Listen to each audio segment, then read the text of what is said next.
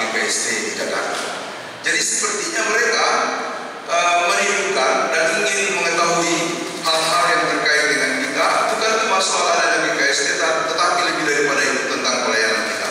Jadi kita bersyukur dengan pelayanan kita dan respon di daerah sangat baik, karena memang mereka inginkan perubahan di GKST, dan salah satu perubahan itu adalah dengan adanya GKST di luar Sulawesi, baik Sulawesi Tengah maupun Sulawesi Selatan. Harapannya kita akan berkembang seperti Gereja Toraja yang ada gerejanya di mana-mana. Kita akan berkembang seperti HKBP yang gerejanya sudah ada di Palu, nanti akan juga di Poso. Ya, kalau Gereja Toraja sudah di Palu, sudah di Poso banyak. Malah kemarin saya ke Morowali sudah ada di dekat Emsa, di satu Gereja Toraja. Mereka kuat. Mudah-mudahan kita juga kuat seperti itu. Amin. Baik, saudara-saudara, itu satu pengalaman, tapi saya mohon maaf ya, setiap kali saya pergi lama, 2 minggu ya, bukan untuk liburan. Saya bilang Bapak Abel, Bapak Abel saya tidak bisa pulang sama-sama Bapak Abel. Bapak Abel pulang hari Sabtu karena Minggu sudah harus kembali ke sini, Senin sudah harus kerja. Dalam hati saya bilang, waduh, siapa lagi membayar saya punya ikan bakar ya. Sudah begitu ponakan saya yang kata Bapak Abel, Rey, tua tadi singgah makan babi panggang. Oh, so ini dia yang kita pikir dalam bawahnya tidak sama-sama dengan Bapak Abel ya. Karena setiap kali turun dari mobil, yang mobil babi, nah ini yang saya suka begitu ya. Memang kok saya pilih yang mahal-mahal, jangan yang murah-murah. Jadi syukur kita kemarin mengikuti rapat klasis, dan dalam rapat klasis itu banyak hal yang diputuskan untuk kemajuan kita. Yang saya kaget adalah GKST Gloria diusulkan menjadi majelis ketua, salah satu majelis ketua dalam persidangan kemarin. Nah, pas kita sudah di ruangan gereja Hermon Wingkodoli, Bapak Abel bilang, tapi ada nama ini, di mana yang akan memimpin sidang?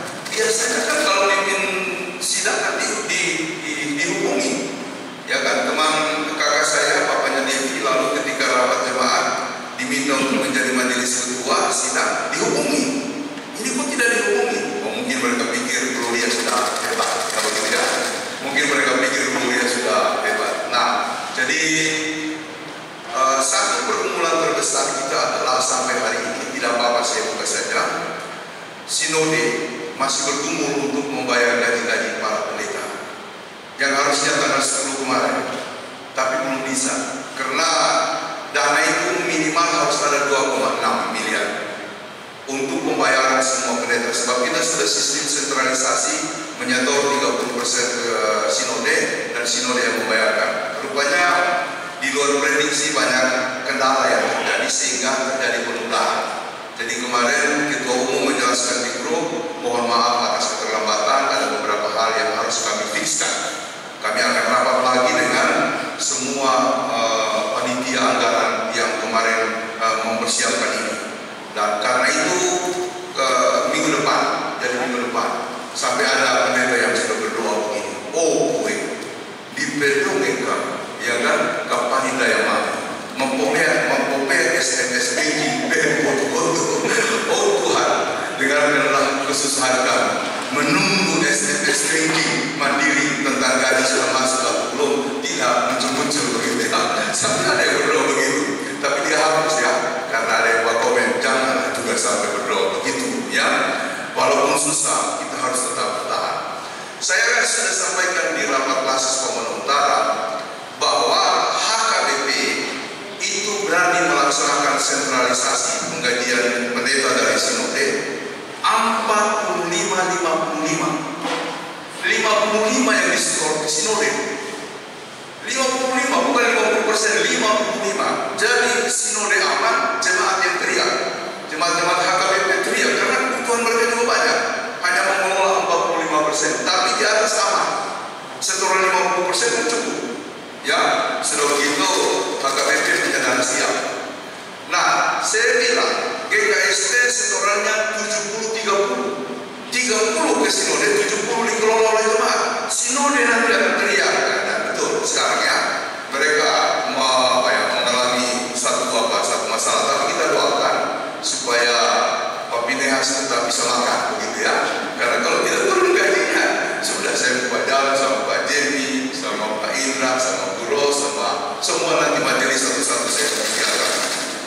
kemarin mahasiswa praktek yang bikin, nanti pendeta yang bikin satu-satu minggu.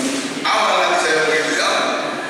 Jadi kita doakan supaya proses ini lancar, dan saya bersyukur sebenarnya sentralisasi ini membuat keadilan, ya, memunculkan keadilan di kalangan para pendeta. Kami sudah memperjuangkan itu tahun 96 ketika saya di Palu. Saya di Palu menerima gaji cukup, tunjangan cukup. Mau pergi bendahara bilang, Pak Pendeta, nanti bensinnya diambil ya. Wah, enak sekali.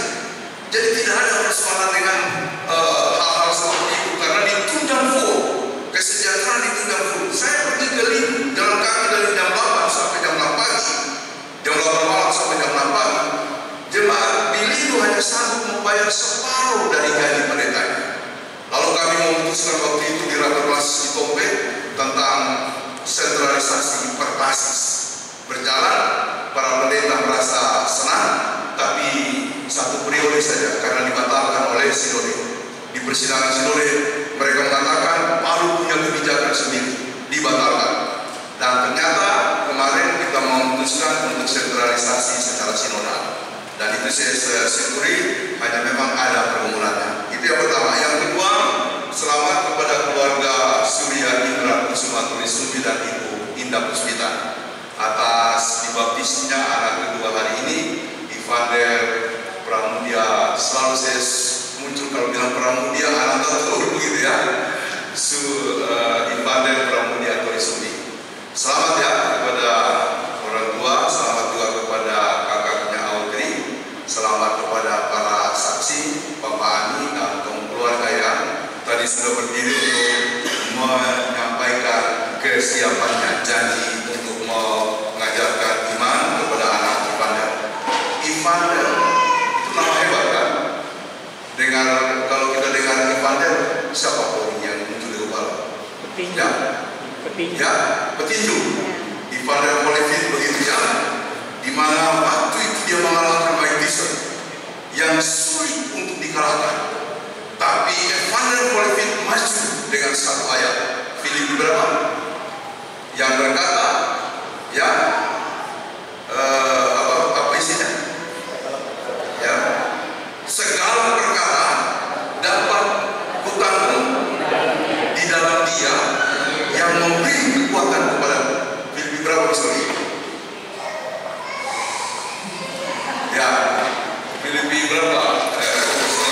Agnes, Filipi berapa? Ya, oke, saya sendiri lupa daripada saya sebut salah. Kemarin saya sudah ingat, tapi saya lupa ulang. Semoga anak Ivander akan menjadi kuat bukan karena siapa-siapa, tapi karena Kristus. Semoga dia berkembang. Lalu nama yang kedua, Pramudia. Pramudia mengingatkan kita kepada sastrawan besar Indonesia yang bernama Pramudia Anantatur. Di penjara tapi dia tetap menulis. Ditekan oleh rezim Orde Baru, Orde Baru. Ya, dari Orde Lama juga Orde Baru. Dia tetap hidup. Tidak pernah dia menyerah. Bahkan makin ditekan, makin produktif. Buku-bukunya kan selalu apa ya? Membuka kehidupan kita karena dia menyoroti segala hal dan mengkritisi hal-hal yang tidak benar di negeri Pramudia itu. Saya doakan supaya dia menjadi orang yang hebat, kritis, dan juga berani untuk hal yang benar. Amin Bapak Ibu. Kita doakan begitu. Saudara-saudara, tema hari ini adalah tetap berbuat baik walaupun kondisinya tidak baik. Saya ambil contoh. Dulu di gereja di Larangan kita, mohon maaf hari ini Mama Muda tidak hadir karena salah satu keluarga yang menjadi orang tua kami, orang Batak, keluarga Semurakir, istrinya meninggal ya karena suatu penyakit, dan penyakitnya itu tidak diceritakan kemana-mana selain kepada kami. Makanya ketika kami di Siloam kemarin meninggal dari situ, jemaat yang di sana datang, dia bilang, kok cepat sekali, kan baru beberapa waktu lalu dia sakit. Saya bilang sakitnya sudah lama, hanya dia orangnya tidak mau cerita. Jadi Mama Butet tadi bilang saya ke situ karena mau memakamkan sebentar siang. Jadi Pak Simurang yang istrinya meninggal ini dulu waktu majelis di situ. Dia sempat berdebat ya dengan seorang vikaris ya dari Indonesia Timur, saya tidak usah bilang namanya. Ini vikaris ini temperamental ya, hanya waktu itu dia